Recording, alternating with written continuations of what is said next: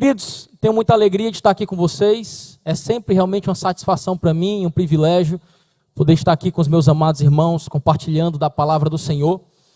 E hoje eu estou com um tema que eu temo e tremo diante dele. Nós vamos falar a respeito da grandeza de Deus. Primeira coisa que me faz tremer diante desse tema é o fato de eu jamais conseguir dessecar e exaurir e falar com profundidade e clareza da grandeza de Deus, como de fato ela é. Deus é grande demais, e não há nada que eu fale que vá de fato atingir, em termos de profundidade, essa grandeza. A gente pode apenas arranhar a superfície. Por isso eu temo e temo diante disso. E também eu temo e tremo diante dessas verdades, porque não temos como falar da grandeza de Deus sem falar da soberania de Deus, dos seus decretos soberanos sobre todas as coisas. Também é um tema um tanto que delicado, um tanto que profundo. A gente precisa avaliar com bastante calma. Não sei se uma hora seria suficiente para nós de fato tratarmos isso e conseguir harmonizar essas verdades na mente de alguns irmãos. Mas fato é que nós precisamos entender a respeito da grandeza de Deus. A nossa vida cristã, para ser saudável, precisa de fato ter esses conteúdos muito bem estabelecidos, e por isso a gente aqui, certo, com muita humildade, vai tentar desenvolver um pouco a respeito desse assunto. Meus amados, vamos abrir nossas Bíblias em Isaías capítulo 40, nós vamos ler do versículo 27 ao versículo 31, foi um texto que nós lemos, ou melhor, que nós cantamos em parte aqui, e nós vamos trabalhar esse texto e que Deus possa trazer edificação por meio desse. Mas antes de nós entrarmos no texto, eu quero fazer a pergunta que o tema da mensagem nos faz: quão grande é o seu Deus? Você pode falar: ora pastor, o meu Deus é do tamanho do seu Deus. O meu Deus é o Deus que o Senhor serve e é o mesmo Deus que se revela na sua Bíblia. Esse é o Deus que nós servimos. E a grandeza desse Deus é a mesma. Contudo, nós precisamos entender que embora Deus ele seja de tamanho único, de magnitude única, a percepção que cada um de nós temos a respeito da grandeza de Deus é diferente. A percepção que eu tenho da grandeza de Deus é diferente da percepção que você tem da grandeza de Deus. E a forma que nós percebemos essa grandeza e o nível que nós enxergamos essa grandeza determina diretamente com a maneira que nós lidamos com a vida. Determina diretamente na forma que nós lidamos com as bênçãos que recebemos e na forma que nós lidamos com os problemas que nós vivenciamos. Por isso, eu faço essa pergunta para você: quão grande é o seu Deus? Qual é a percepção da grandeza de Deus que paira o seu entendimento, que paira no seu coração? Qual é o tamanho da grandeza de Deus que de fato as suas convicções te fazem assim crer e te fazem assim entender? E a partir disso, a sua vida vai ser diretamente influenciada. Isaías, aqui no capítulo 40, do verso 27 ao verso 31, ele vai trazer algumas palavras para os seus destinatários dessas mensagens ou dessa mensagem, para acentuar a perspectiva e a percepção da grandeza de Deus no coração desse povo. Por quê? Porque as pessoas que Isaías cita aqui são pessoas que não enxergam Deus como deveria enxergar.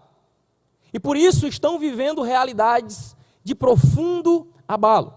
Vejamos o que o texto diz. Isaías 40, do verso 27 ao verso 31. A Bíblia diz assim: porque dizes, ó Jacó, e tu falas, ó Israel, o meu caminho está encoberto ao Senhor. Ou seja, Deus não está me vendo.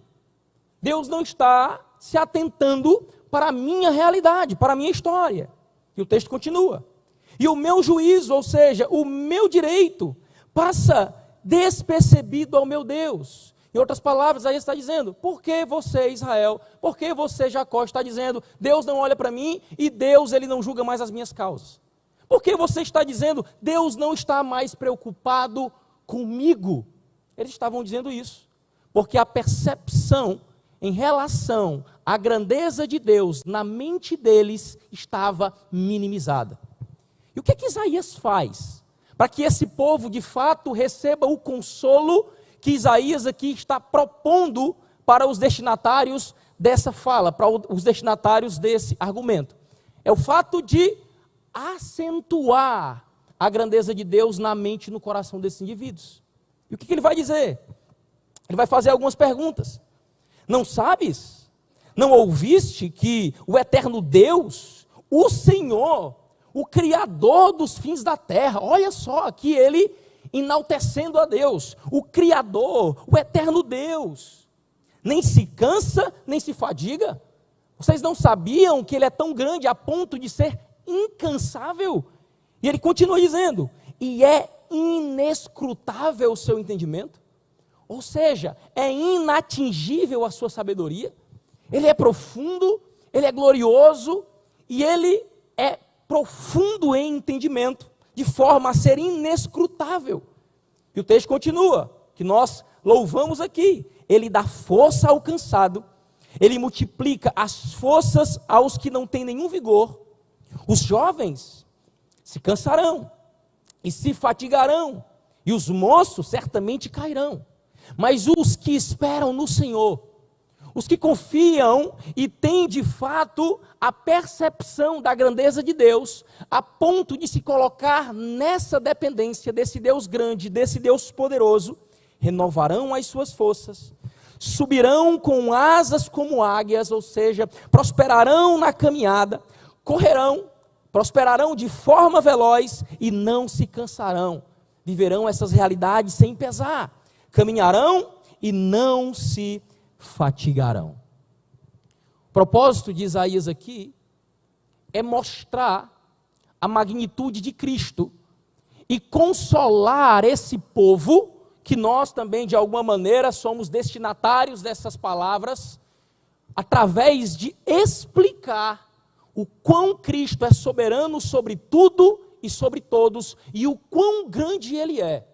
Mais uma vez repito, a nossa vida, ela depende, para ter qualidade e ter saúde espiritual, de uma boa percepção da grandeza de Deus.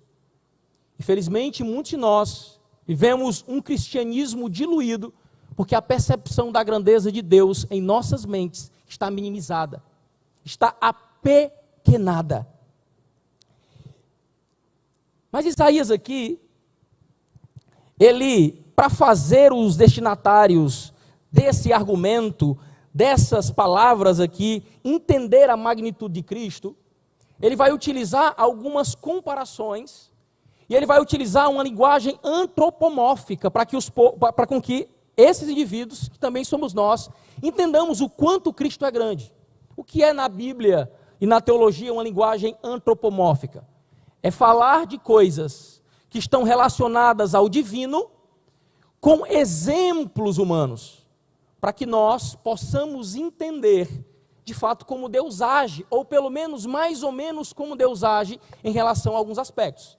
Porque Deus é tão grande, tão grande, tão grande, que a nossa mente não consegue compreendê-lo em sua totalidade. É por isso que quando Deus escreve a sua palavra, Ele utiliza linguagens como essa para que a gente possa de fato entender o que Ele está querendo dizer.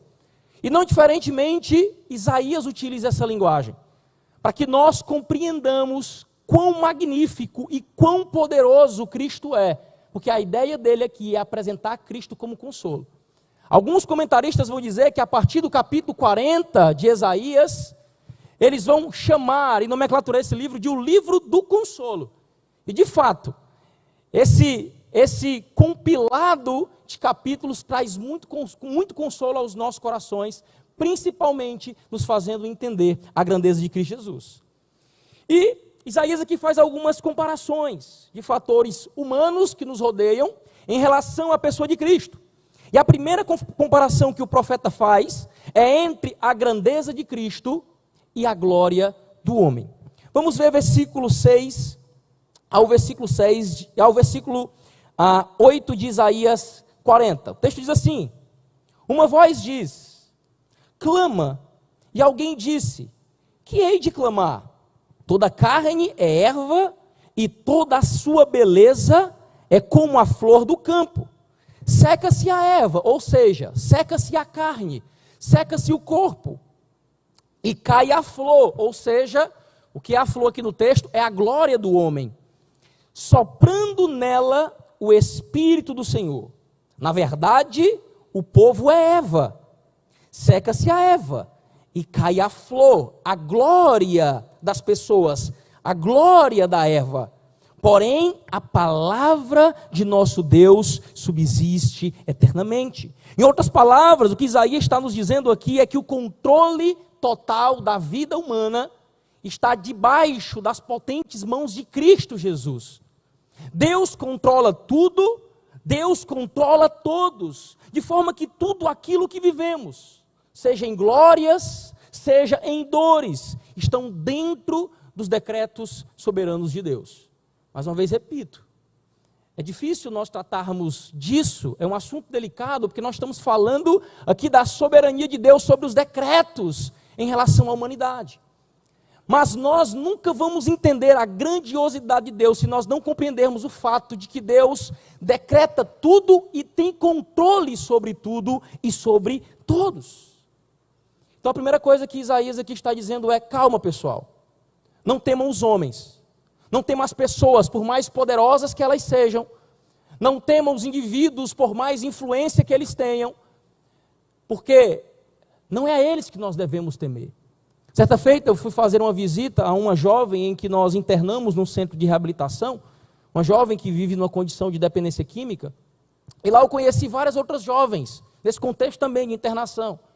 E um dos maiores temores que essas jovens tinham, ou seja, que essas mulheres tinham, era dos traficantes, a qual ali elas deviam.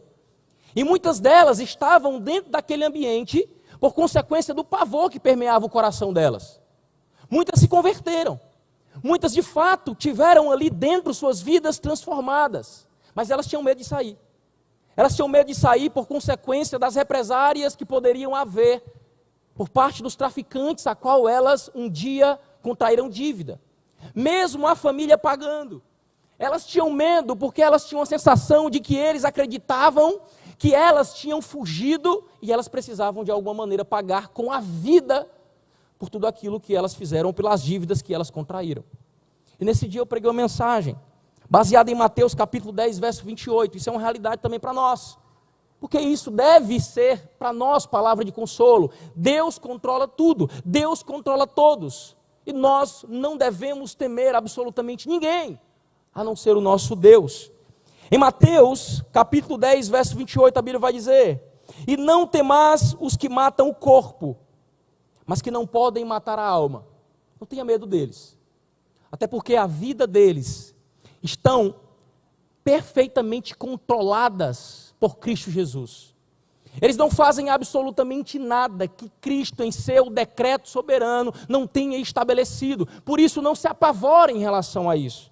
E o texto continua: não tenham medo dos que matam o corpo e não podem matar a alma.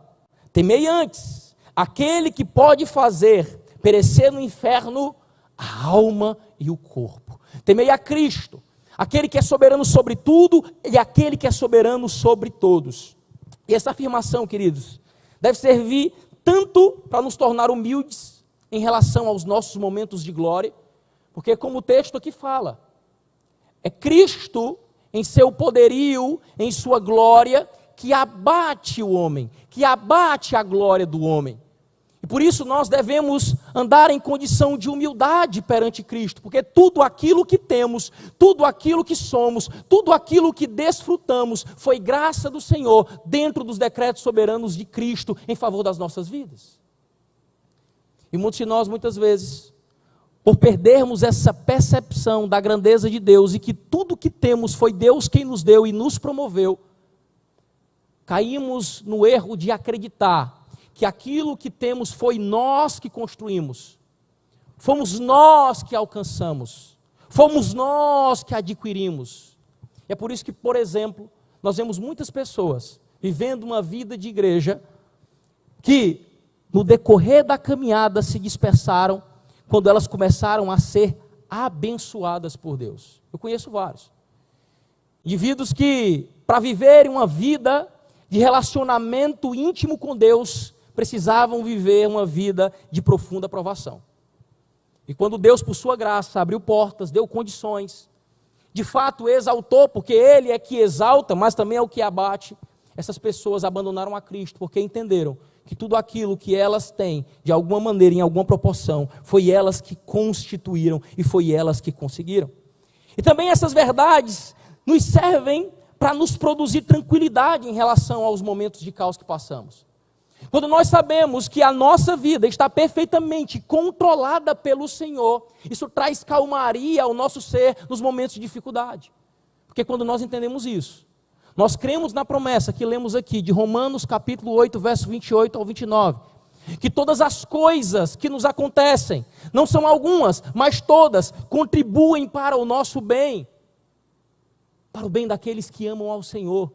Contribuem para nos fazer cada vez mais conformados à imagem do Cristo Jesus que nós servimos. Então, quando eu entendo que a minha vida está perfeitamente, meticulosamente planejada, controlada, como o salmista falou no Salmo 139, dizendo que os meus dias estão perfeitamente decretados e estabelecidos no teu livro, a paz de Deus, que excede todo entendimento, toma de conta os nossos corações nos momentos de dificuldade. Mas isso é real, quando nós temos uma percepção da grandeza de Deus de forma aguçada. Se nós crermos como muitos, como o Deus dos deístas, que Deus é aquele que dá corda, que constrói o mundo, que dá corda no mundo e deixa ele caminhar ao seu bel prazer, nós nunca vamos ter essa confiança, essa segurança que o profeta Isaías aqui falou para que esses homens tivessem ao entender a grandeza de Cristo Jesus.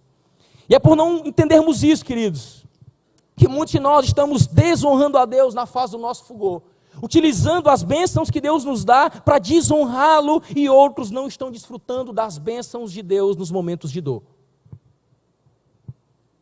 Tem coisas que Deus, Ele quer que exerçamos fé para desfrutarmos. Muitos de nós não desfrutam de grandes experiências com Deus, porque a percepção da grandeza de Deus em nossas mentes tem sido afetada e minimizada. Deus é aquele que ainda faz grandes coisas. Nós somos sensacionistas, é claro, mas cremos em um Deus que ainda continua fazendo milagres, que ainda continua operando maravilhas, maravilhas essas que estão diretamente relacionadas à nossa fé. E que por nós temos uma percepção pequena, minúscula da grandeza de Deus, a nossa fé também é afetada e nós deixamos de desfrutar de coisas extraordinárias por parte de Deus, porque não vivemos uma perspectiva e não temos uma percepção extraordinária da grandeza de Cristo Jesus. Em Marcos, capítulo 9, do verso 17 ao verso 27, nós vamos ver aqui o exemplo de um homem que deve ser exemplo prático para as nossas vidas. E é isso que nós devemos viver e pedir ao Senhor, para que a grandeza do Senhor seja acentuada em relação às nossas percepções. Marcos capítulo 9, do verso 17 ao 27, diz assim: e uma multidão, respondendo, disse: mestre, trouxeste o meu filho, e um na multidão falou isso, trouxeste o meu filho, que tem um espírito mudo, e este, onde quer que o apanhe, despedaça-o, e ele espuma, e range os dentes, e vai definhando, e eu disse aos teus discípulos que o expulsassem, e não puderam. E ele respondendo lhes disse: ó geração incrédula. Por quê? Porque a perspectiva da grandeza de Cristo na mente dos discípulos estava apequenada, estava minimizada. Vocês são incrédulos, porque vocês não creem no meu poder, vocês não creem que eu de fato controlo tudo e todos, eu sou soberano sobre a vida de todos. Vocês não creem de verdade, embora vocês acreditem intelectualmente, porque é uma grande diferença. Às vezes, intelectualmente, a gente diz, não, Deus é poderoso, mas o nosso coração não crê de fato. Não, Deus é grandioso, Deus pode mudar tudo, Deus pode transformar circunstâncias ao avesso, mas isso não passa do intelectual. Os nossos sentimentos não são afetados por isso. Não há certeza deveras no nosso coração a respeito dessas realidades. Era o caso desses discípulos aqui. Eles entendiam que Jesus era bom, que Jesus era poderoso, estavam caminhando ali do lado de Jesus. Mas incredulidade permeava o coração deles, porque a percepção da grandeza de Cristo na mente desses indivíduos era apequenada. E Cristo vai dizer, geração incrédula. E ele pergunta, até quando eu estarei convosco para resolver essas questões? Até quando vos sofrerei ainda? Trazei-mo. E trouxeram-lhe. E quando ele o viu, logo o espírito o agitou com violência. E caindo endemoniado por terra, revolvia-se escumando. E perguntou ao pai dele, quanto tempo há que lhe sucede isso? E ele disse-lhe, desde a infância, e muitas vezes o tem lançado no fogo e na água, para o destruir. Mas olha aqui, mais uma vez, um incrédulo no meio desse povo, diante de Jesus. Olha a pergunta que esse homem faz. Mas, se tu podes fazer alguma coisa, tem compaixão de nós e ajuda-nos. Às vezes é assim que a gente está orando ao Senhor. Ô Senhor, se tu puder fazer, ó Senhor, se tu tiver esse poder de fazer, faça isso. Ele tem. Quanta incredulidade permeia o nosso coração. Esse homem também tinha essa mesma concepção. Ele tinha uma concepção apequenada em relação à pessoa de Cristo, a ponto de dizer, se o Senhor tiver poder para fazer isso, eu não creio que o Senhor tem, mas se o Senhor tiver, faça por favor. E Jesus lhe disse, se tu podes crer, se tu podes acreditar que eu tenho esse poder, se tu podes acreditar que eu sou Senhor sobre tudo e sobre todos, se tu podes acreditar que eu decreto tudo na vida de todos, se tu podes acreditar, ele continua dizendo, tudo é possível ao que crê, tudo será possível a ti, se tu creres nisso. E aí o texto continua dizendo, e logo o pai do menino, chamando com lágrimas, disse, eu creio, Senhor. E aqui ele fala o que muitos de nós devemos falar. Eu creio, Senhor. Ajuda a minha incredulidade. Me faz te ver como mais poderoso. Me faz te ver como mais triunfante, como mais glorioso, como aquele que governa tudo e governa todos. Por favor, Senhor, faça isso por tua bondade, faça isso por tua graça. E aí a Bíblia vai dizer, nos versículos seguintes, que Cristo de fato ali opera, que Cristo expulsa o demônio daquele jovem, e ele ali é completamente restaurado. A segunda comparação que o profeta faz é entre a grandeza de Cristo e a magnitude da natureza. Outra coisa, ele também utiliza isso como ponto de comparação. Vejamos, versículo 12, olha aqui que coisa maravilhosa. Isaías fala, ele diz assim, quem foi que mediu na concha de sua mão as águas, e tomou a medida dos céus aos palmos, e recolheu numa medida o pó da terra, e pesou os montes com peso e os outeiros em balança. Que coisa magnífica. Olha que linguagem antropomórfica ele utiliza para falar da grandeza de Deus. Olha, esse Deus é tão grande, é tão majestoso, que toda a água da terra ele mediu com a concha das suas mãos. Ele é poderoso, pessoal. Entendam isso. Creiam nisso.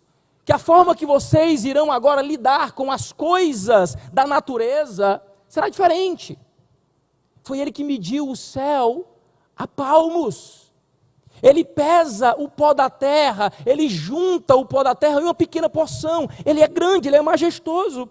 Versículo 26 continua dizendo e manifestando essa majestade de Cristo.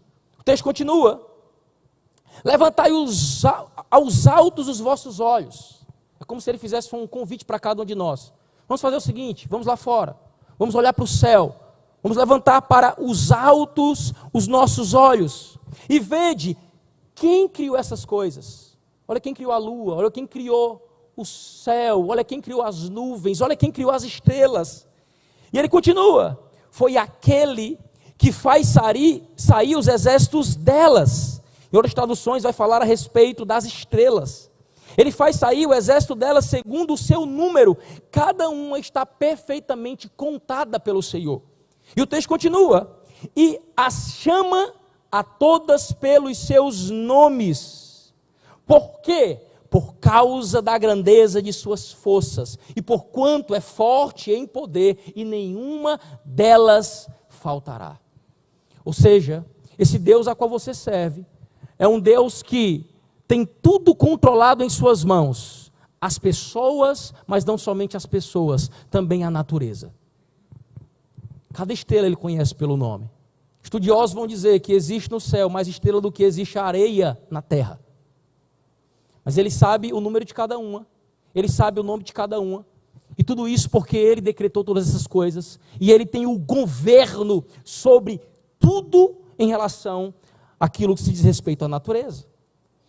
Então o que Isaías aqui está dizendo é que o controle do universo está sob o domínio do soberano Deus e que nada se faz ou se desfaz sem com que isso esteja dentro dos seus planos eternos.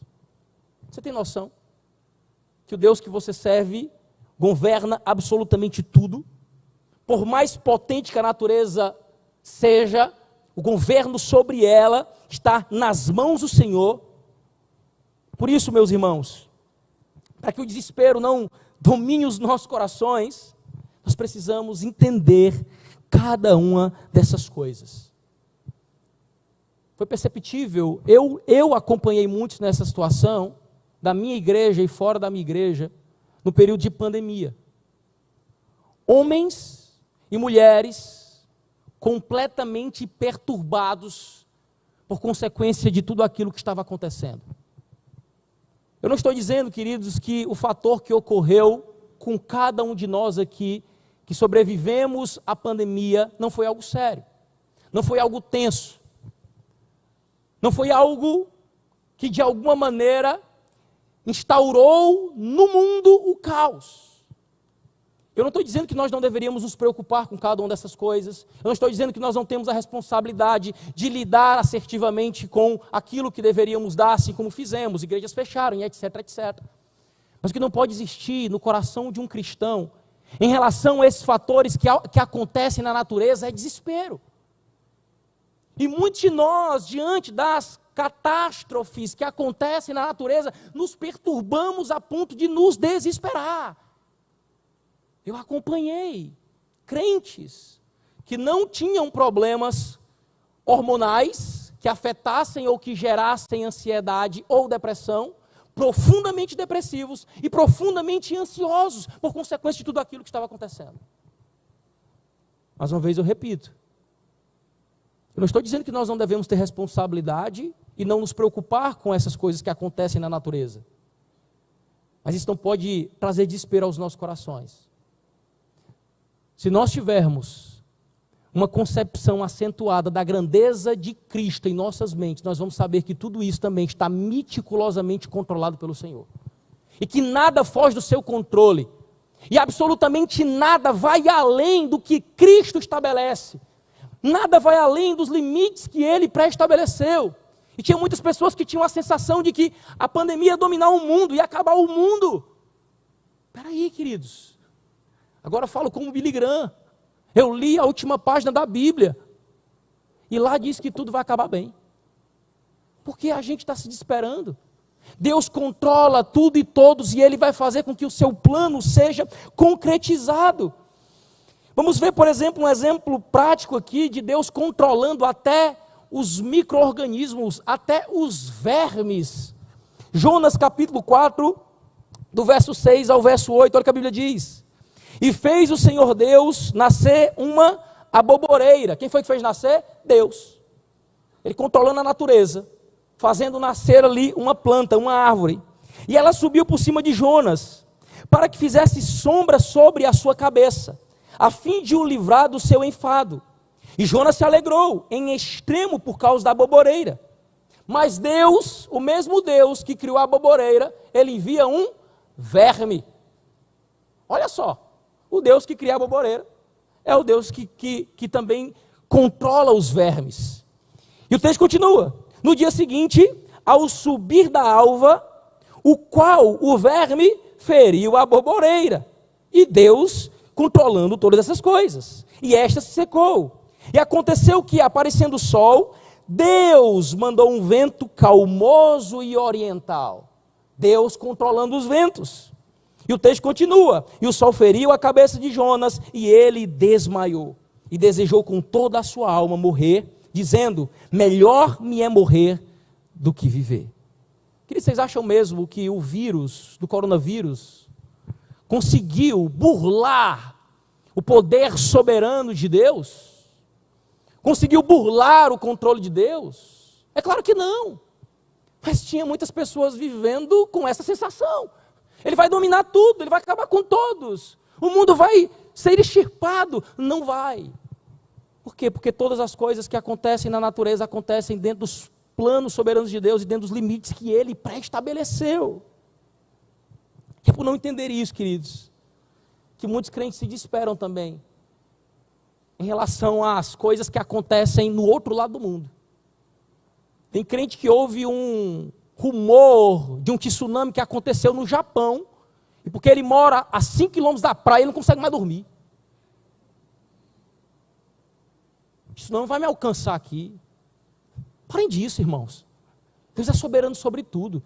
Se Deus quiser que você morra a partir de um tsunami, você pode morar a 3 mil quilômetros da praia, mas no dia que você for na praia, um tsunami aparece lá.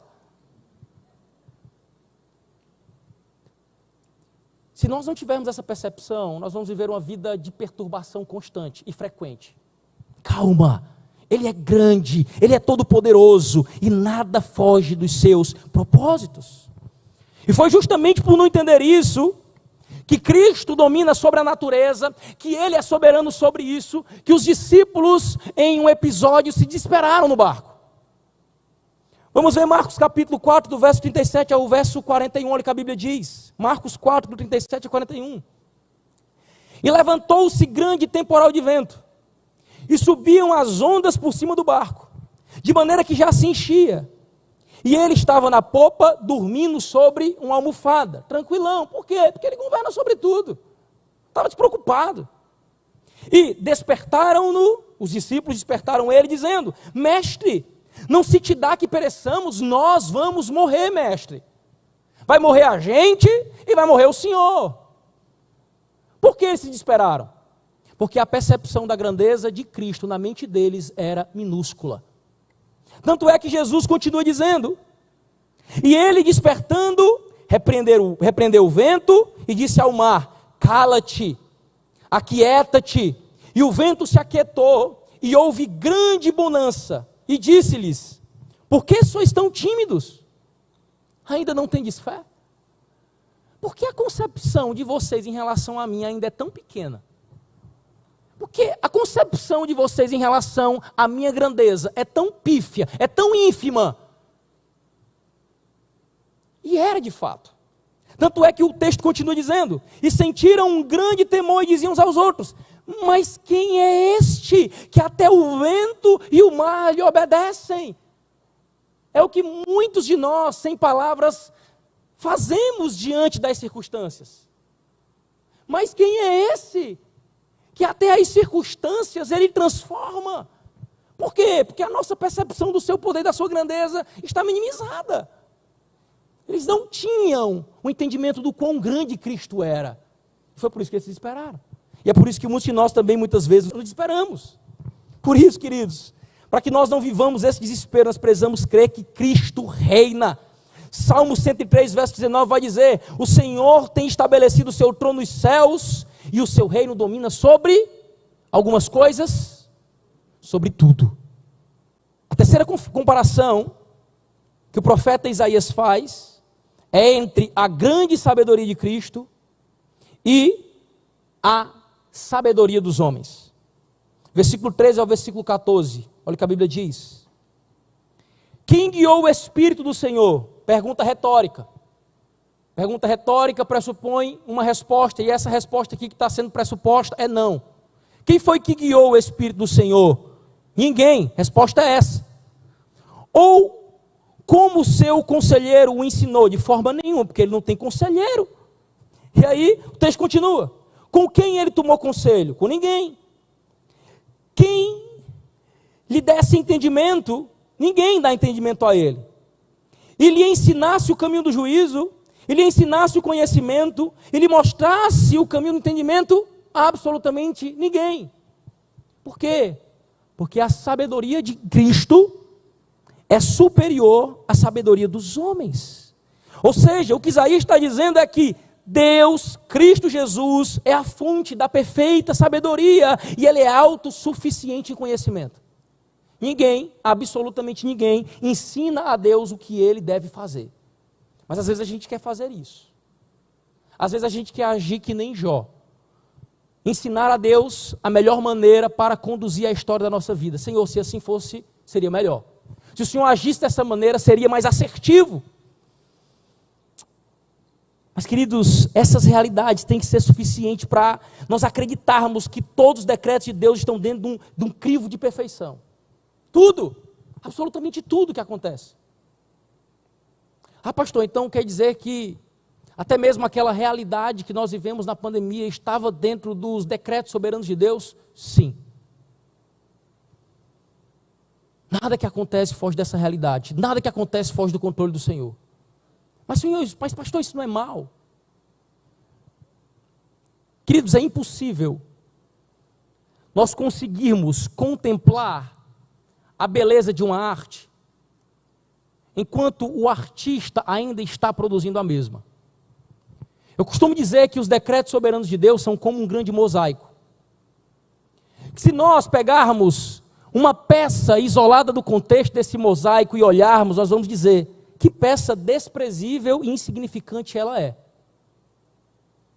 Porque o que é o mosaico? Senão um ajuntamento de pequenas peças de cerâmica.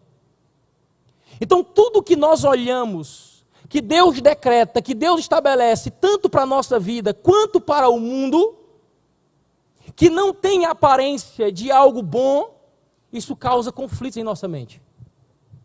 Espera aí, mas como assim? Deus está controlando a pandemia? Deus está controlando as guerras? Deus está decretando as guerras? Sim, a gente vê isso na Bíblia toda. Quem decretou guerras foi Deus. Quem levantou exércitos para combater com Israel foi Deus. Quem levantou Israel para combater com exércitos foi Deus. Quem determinou que crianças de peito fossem mortas, por exemplo, Saul ali tinha uma ordem de Deus de matar todos os amalequitas, inclusive crianças de peito, foi Deus. Porque Deus está no controle de todas essas coisas. Mas pastor, isso não é algo ruim? Quando nós olhamos uma peça do mosaico de forma isolada, sim, é ruim. Mas quando nós olhamos de forma panorâmica todo o plano decretivo de Deus, nós entendemos que aquele mal foi algo extremamente necessário para com que esse plano perfeito de Deus concretizasse. E se nós não enxergarmos a nossa vida a partir dessa percepção, a partir da percepção que Deus está montando com o que nós vivemos na nossa história, um grande e belo mosaico, nós vamos nos perturbar quando nós começarmos a olhar os fatores isolados da mesma. Mas precisamos entender, queridos, e descansar na grande sabedoria de Deus, porque todos os seus decretos são perfeitos, porque eles são estabelecidos baseado no seu conhecimento e na sua inescrutável sabedoria.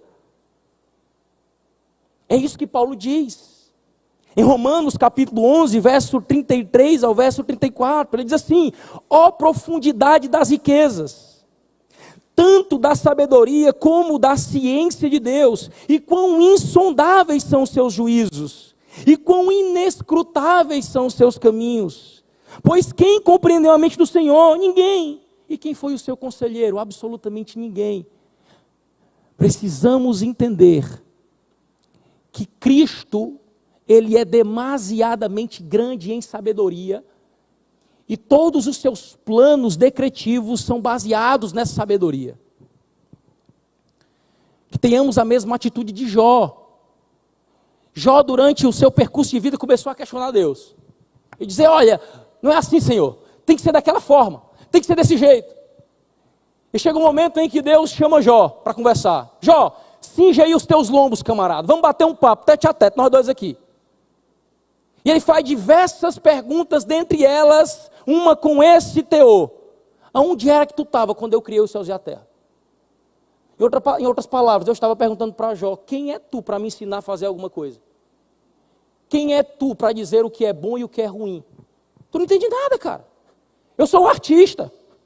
Eu estou pintando o quadro. E quando Jó começou a ter uma percepção mais aguda a respeito da grandeza de Deus, tudo mudou. No capítulo 42, Jó vai dizer: Senhor, eu te conhecia só de ouvir falar. Mas por consequência de tudo isso que eu vivi, os meus olhos agora te contemplam.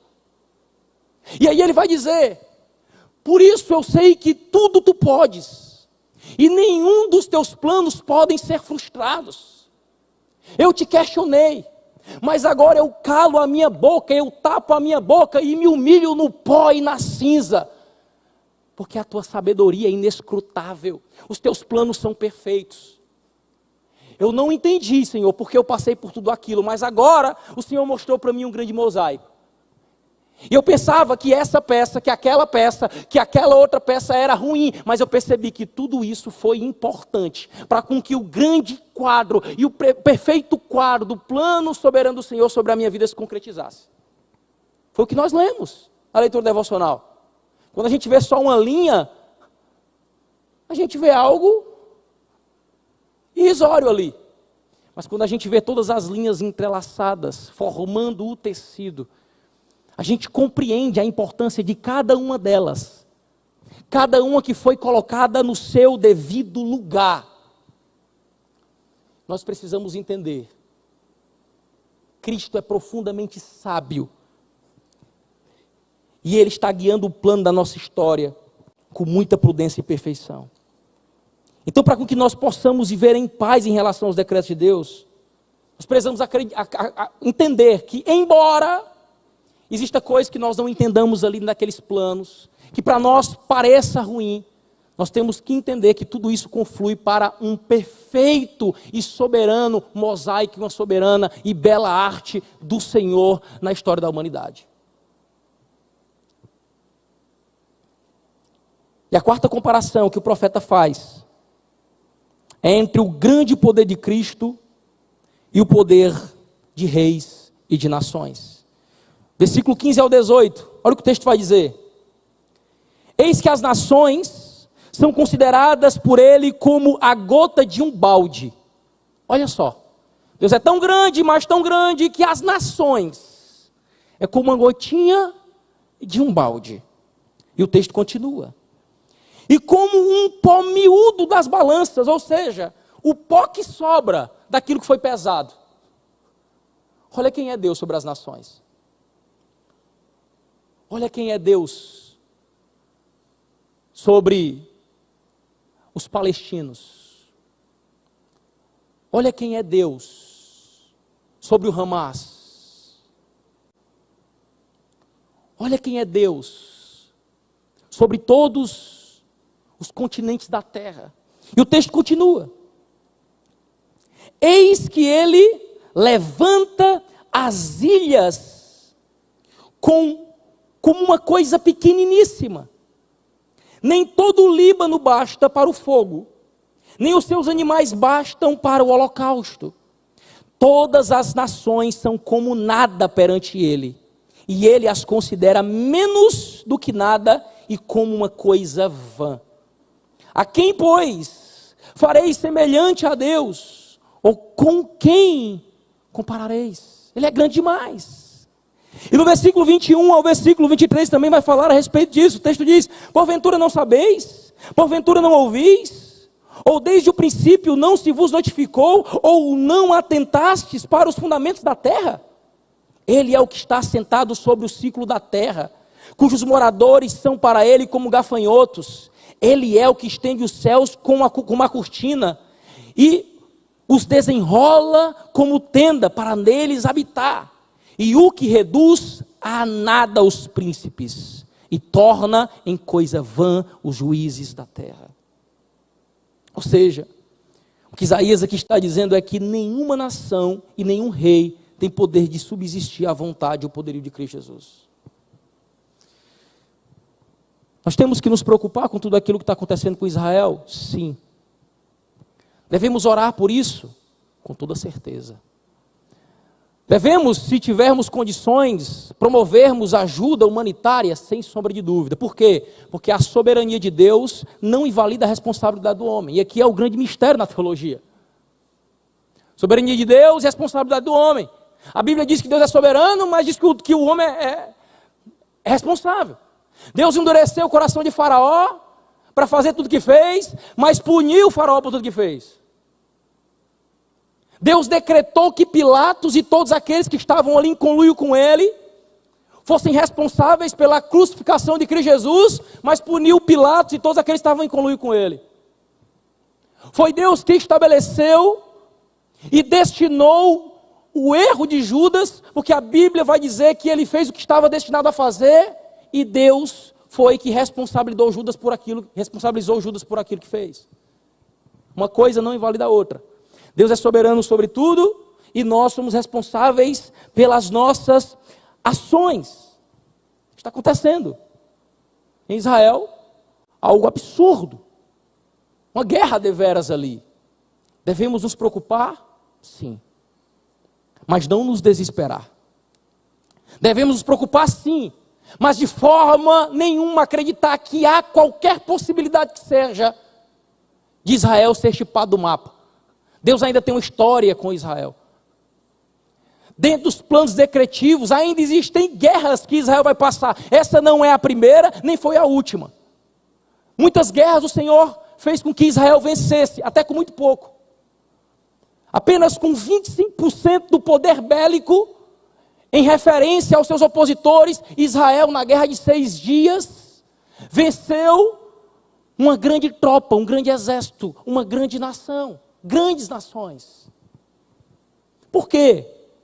Porque Deus tem autoridade, exerce autoridade sobre as nações e exerce autoridade sobre os reis. Nenhuma nação, queridos, consegue ir além dos limites do decreto de Deus. Porque Cristo tem poder sobre tudo e sobre todos. Nenhum rei faz aquilo que de alguma maneira sobrepuja a autoridade de Cristo, porque a Bíblia vai dizer que Ele é o que os controla. Ele é o que os coloca no trono e Ele é o que os tira do trono. Daniel capítulo 2, verso 21, parte A, a Bíblia diz: e Ele muda os tempos e as estações. Ele remove os reis e Ele estabelece os reis.